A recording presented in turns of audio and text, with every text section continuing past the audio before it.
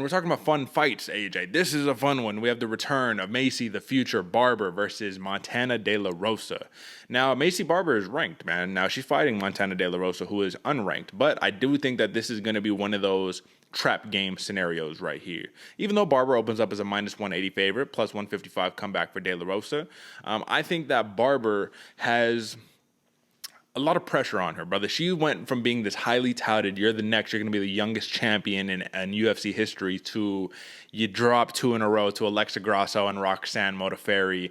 Had the knee injury, let's not forget that one. And Montana De La Rosa, even though she's been very up and down, right? Lost to Andrea Lee, win against Romero Bojela, lost to Viviano Araujo, draw to Bueno Silva, right? Win against Ariane Lipski. It's like, we're up, down, draw. Where are we going here? Is she really building? Is she getting better? She is, brother. And I think that this is going to be a dangerous fight because De La Rosa is a sick grappler, but her stand-up has been ever improving. She's long, bro. She's lanky. She has a 3-inch reach advantage on Maycee Barber, 68 inches to 65, and a 2-inch height advantage, brother, 5'7" to 5'5". Maycee Barber, she'll move you forward. She'll use the big power. She'll use the striking that she got from Mike Valley over there in Chicago. She'll use the striking that she's picked up over there. So not only can she grapple you, not only can she ground and pound you, but she can drop big bombs on you as well. However, AJ, I think me and you both agree. I don't think she won that last fight against Miranda Maverick.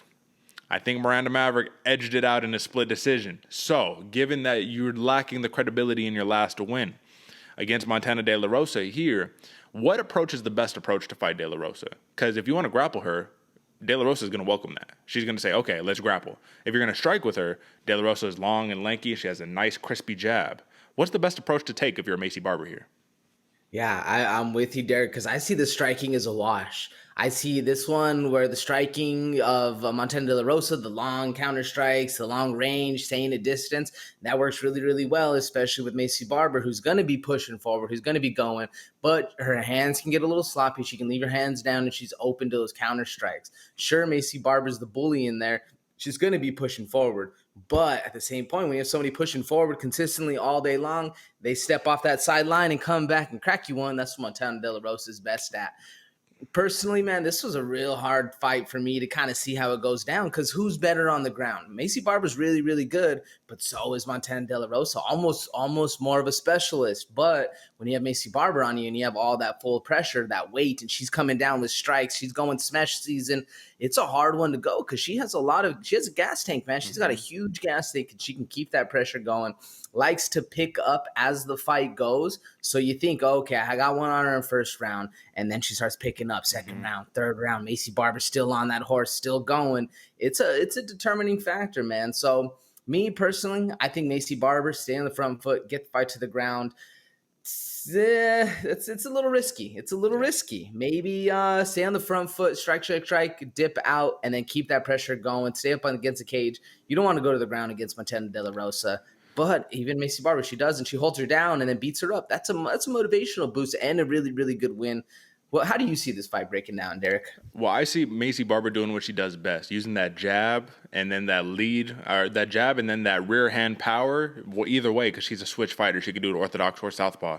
I see her using that to push Montana De La Rosa against the fence, using that bully style, trying to outpower her. And then I honestly see her using a lot of clinch work, getting her down to the ground and trying to TKO her. But that's where I see the danger in this matchup, because I think she can get overzealous with trying to just throw bombs on the ground, get reversed, and then get choked out by Montana De La Rosa. Like, Montana De La Rosa honestly was a submission specialist coming into the UFC who has slowly got her striking up to par as time has gone on. It's not like she came in as this well-rounded fighter. She did come in more or less as a specialist. She's only been knocked out once, only been submitted once, right? So it's like when it comes down to durability, she's there, brother. I mean, she's the full package. I really think Montana De La Rosa is a sleeper fighter. She doesn't get the respect that she deserves, but she's always a tough outing.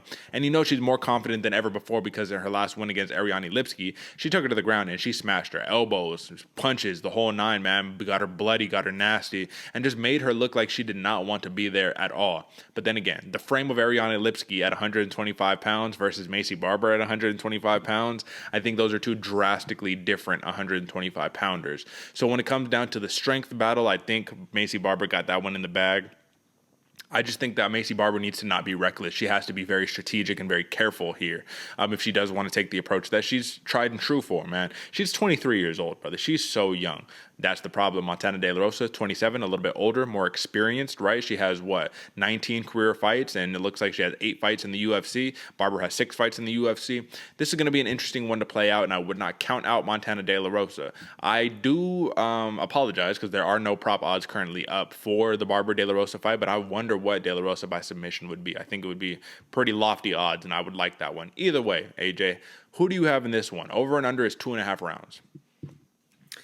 Oof, man, this one is another coin toss for me, Derek. I can see both of these fighters winning, especially like you said, that Montana De La Rosa by submission. That's something to look into and see kind of, especially when the fight gets closer, see how that one unfolds. I think this fight's going to come down to who's the better fighter that night.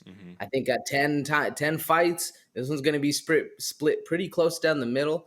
So I'm choosing the favorite. I'm going Barber, and I'm going by decision. But like I said, man, I can also see Montana De La Rosa getting that dub. Who you going with and why? As much as I want to go Maycee Barber via knockout early rounds, I just respect the chin of De La Rosa, the toughness of De La Rosa.